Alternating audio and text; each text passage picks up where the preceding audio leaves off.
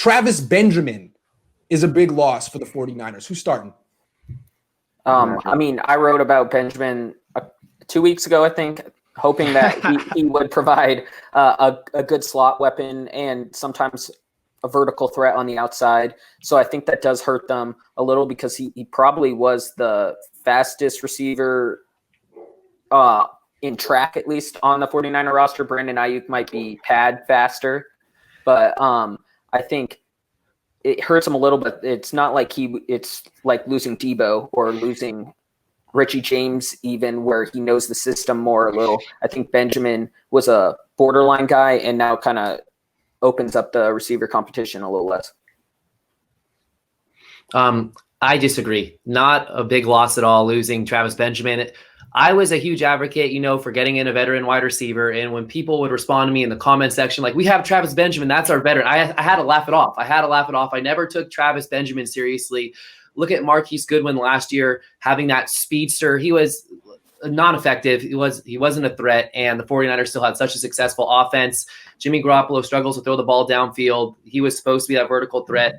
They don't need that vertical threat. It's a luxury in the 49ers offense to just really have someone to take the top off of a defense, but no one's going to remember that Travis Benjamin was even on the training camp roster. Even if he was to stick around, he wasn't going to make the team, in my opinion. So it's not a big loss whatsoever.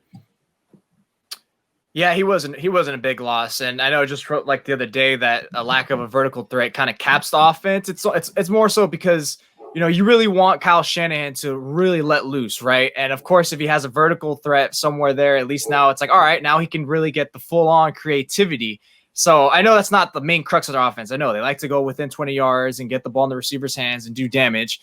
But at least if they had that nice little wrinkle, you just never know in some situation. Maybe there's only a single high. You just want to keep throwing it deep and just keep challenging them. I mean, we did see some instances, Emmanuel Sanders against the Saints catches that ball. And then in the Super Bowl, they also win that last. I know that was that was pretty much a last ditch effort. But still, they had moments where they could have had some deep plays. And so I think Benjamin would have made it. But is it a big loss? No. It would have been nice to have, and Nick perfectly said it's more of a luxury. So I mean, it caps it to a certain degree because now they really can't go deep. It's just wondering if they do go deep, who they're gonna have. I mean, I know us three, me, Grant, and Leo, a few weeks ago, we talked about it, Dante Pettis, but she's kind of a little too timid every time he tries to do those routes. I mean, at that point, they're phenomenal offense, but they'll be missing that just a little bit.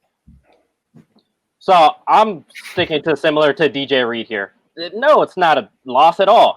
He's not going to affect the win or loss column, and frankly, he has a drop problem.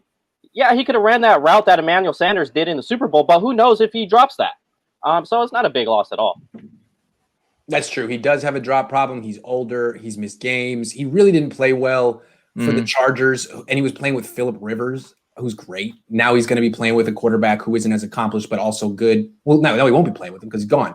So it's not that big of a deal. Although, Travis Benjamin isn't a loss to any team. But the role he was supposed to fill, the one speedster on the team, I do think that they need that.